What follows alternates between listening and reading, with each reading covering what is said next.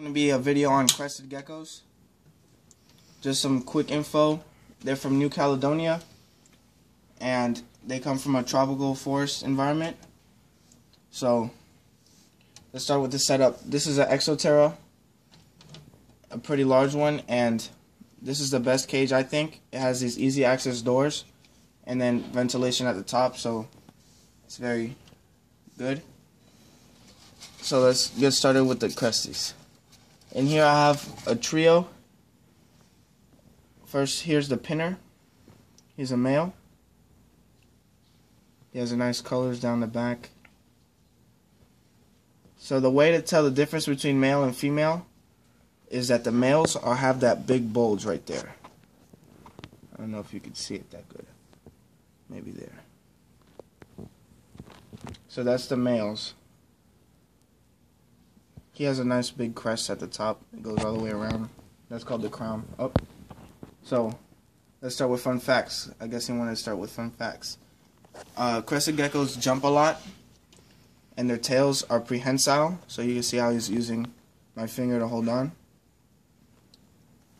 Prehensile means that they can use their tails like monkeys almost, and hang on and stuff. Use them for balance. So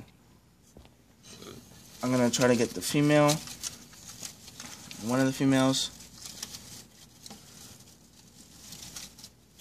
So here's a female. She's a harlequin. Crested geckos have these little toe pads that allow them to climb vertically, and they're pretty sticky.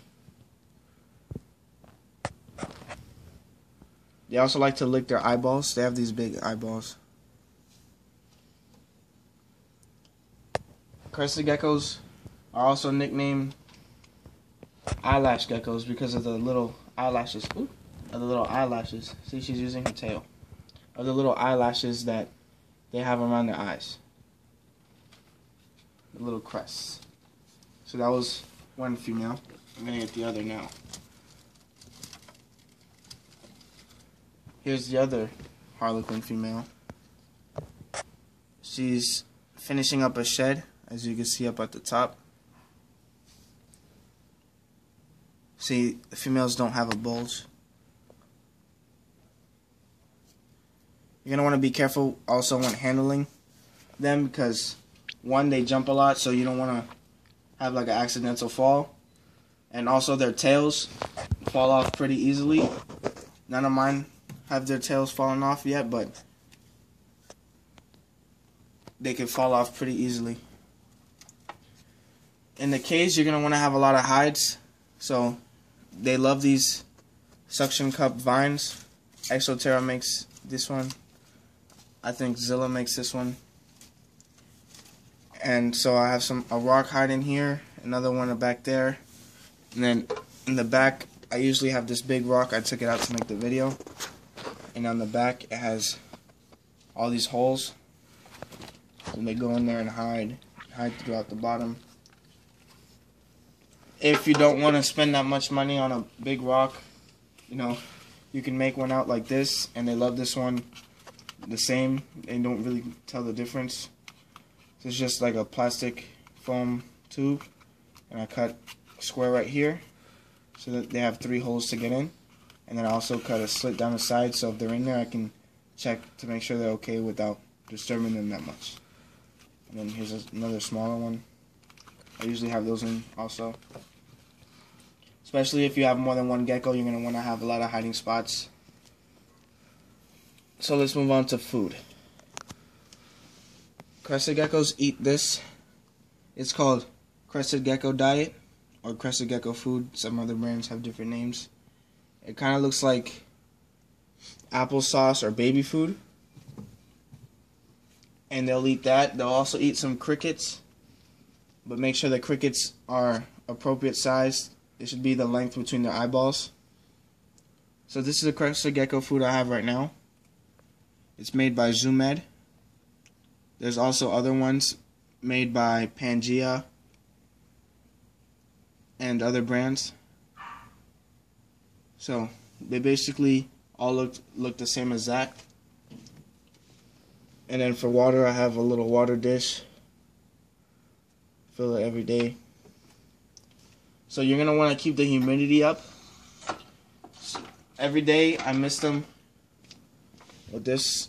It's a Exoterra mister. So you're gonna want to mist it down pretty good. Make it look kind of like it just rained. Mister doesn't want to really work for me. You're gonna want to mist it down, and they'll also drink off the leaves.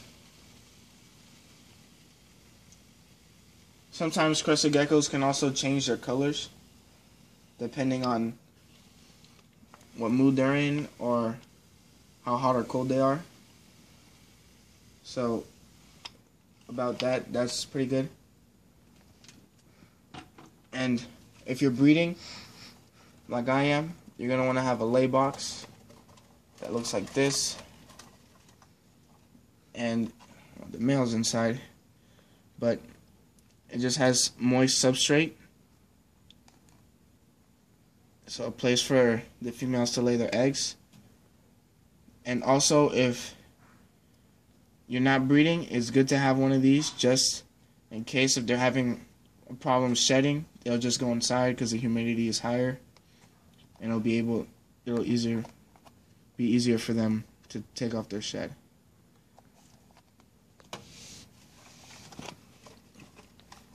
So let's move on to lighting. Crested geckos don't need any heat if you're in a warmer environment. Like, I live in Florida, so they don't really have any heating source. Their temperature should be around mid-70s, which is what my house is usually, so I don't really need any heating source. But if you lived in like a colder environment where it snowed or it got cold all the time, you would probably need a smaller wattage bulb or maybe a heat mat.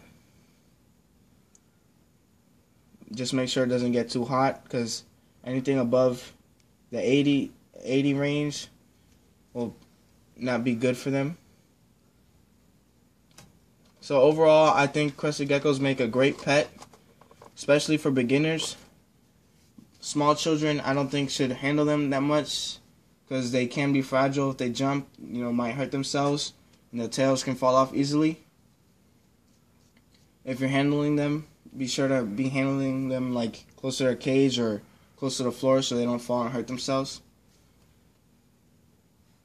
So that's it, guys. I'm gonna be making breeding videos on these guys soon. Hopefully they make some really nice babies. I'm also gonna do a video on my newly acquired chameleon. He's a panther chameleon, really cool. And yeah, that's it. Thanks for watching.